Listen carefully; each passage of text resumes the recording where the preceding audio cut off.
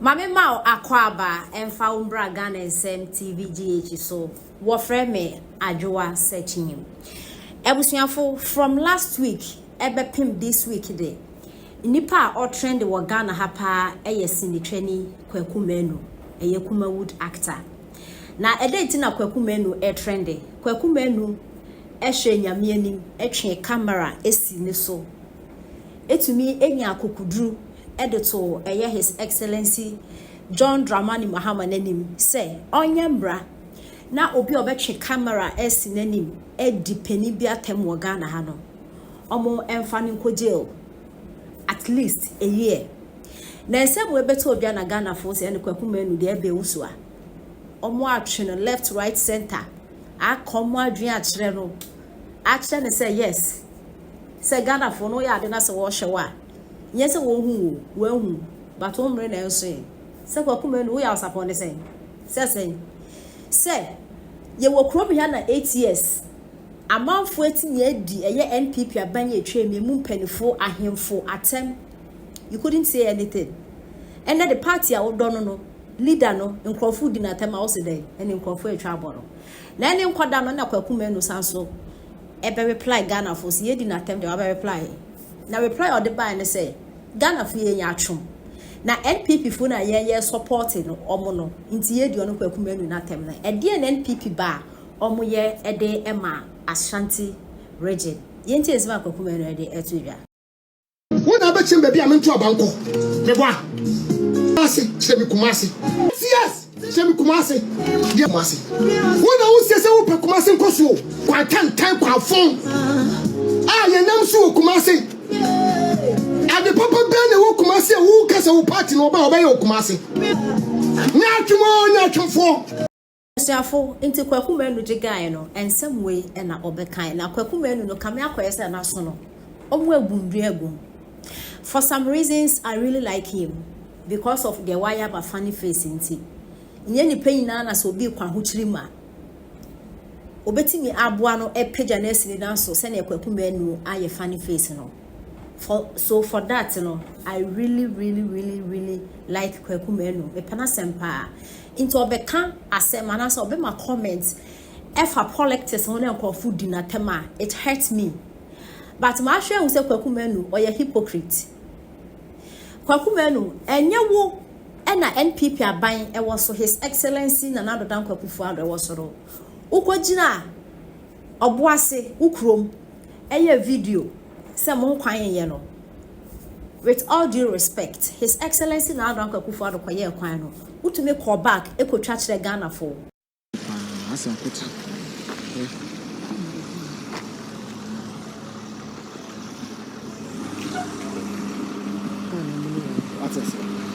Debi aye ka boase asema ane boase kwa ho asema asa agodo me yeka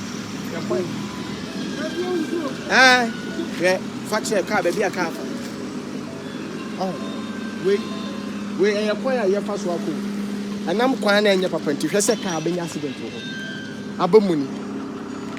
oh debi aye ka boase kwa asema ase nipa ka de adi agoro but e kwa na ye nam so nya papa seb ya se nkotre debi abeka asema ase nkotre na de ka papa ke kwa we enti ebusa se boase from Kumasi kosi boase no MPC ni kwa we so ma mu gire mu ma ban ti mu ni ho ade bia nipa de ka he ka bia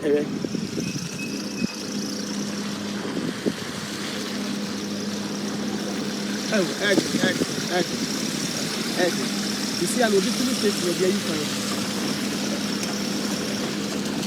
enti me mfa kwa no so bi mo Dabi sisi obi filling station anye se nkwa na ayo eye si ya makoma be se 20 na wokwan so ebi wo sa kwan so bebre eti yesre Ghana fo pay for se mo maye boase kwan maye yeso ye to aba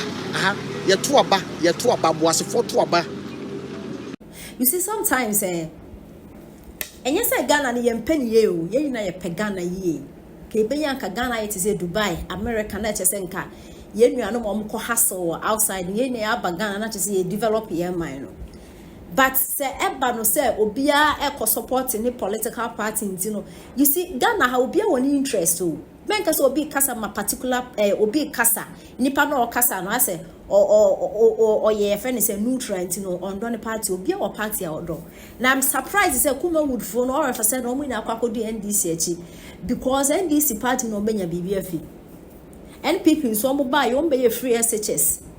e de magana form of free na no mo koy omo provide ambulance omo sisi hospitals ya kwan NDC aba ye hwe de omo nso be ye so omo nko ba bia omo nso ye bia ne nso ye but celebrities are more Ghana has stopped being hypocrite. The hypocrisy is too much. Ukwaku from Kumasi Area Kwanta to Obuasi. I think a 45-minute drive. But obi obetini me dance bia can attest to the fact say from Area Kwanta to Kwaku ni from Obuasi. Na utumi it take 2 hours from Area Kwanta to Obuasi because a quiet pothole no untimi ntia ka ne so kra na enkoba 1 minute o tia so kakra bi no just a pothole just a utobo chinchin stia na ansa na wetinya apra kwakodu Obuasi kwakuma na wuni Ghana ha me kra de men kan kwachi wan kasa na wokogina munkom na wutwa akwan no but na na do ye wan ma meka 2016 me na me wa Ashanti region 2016 I think to about 2017 into 2016 into 2017 na NPP be fa akonwa no 2017 na me wa Ashanti region na eda me du Kumasi no na me say enye Kumasi na manfo hypeness because ye wo school no obi ti Kumasi I say untumi mfa Kumasi kra compare Accra Nkrofo azumi se Kumasi efepa nti me first time I call Kumasi na Kumasi ti sada me say na Kumasi na manfo hypeness ado because Ashanti region a Kumasi ya mo capital no na ekro no nyina ti say Kurase from Swami roundabout kwa akopim tech from Abrepo Junction kwa akopim Sofo line hono baby from your friend say Kejetia eko your friend say Tafunsia yeso kwa akopim Tafo na udu Tafunsia yeso Amoro market usane akwa akosi Mozongo no kwa kumenu from airport roundabout to Wokrom I quite remember because KJT me ba besia ko na ne nsu ato ye do airport on about me see na wotumi en kakra nkra etwe nsu no na aka efi buo kro me ba no abefaw usi etwe nsu no kwa there was bridge bi wo hodom eye NPP aba na be ye bridge no I stand to be corrected because 2017 na me ko hu yi no a omo ye na NPP fo no ye because your friend said at that time from 2013 ebe na bridge ni age fe nipa ekun nipa na NPP for so what are you talking about? What are you saying? Say NDC develop your Ashanti region than NPP and I am telling you me the meaning biasa intimate me nka membu abesenko but na do na membu the meaning say Kumasi inner roads no precedent. No, you dare not to compare yourself to His Excellency Nana Donald Kufado Namembu when it comes to inner roads and Ashanti region. From Asqua, Moho, Ekwa Kopim,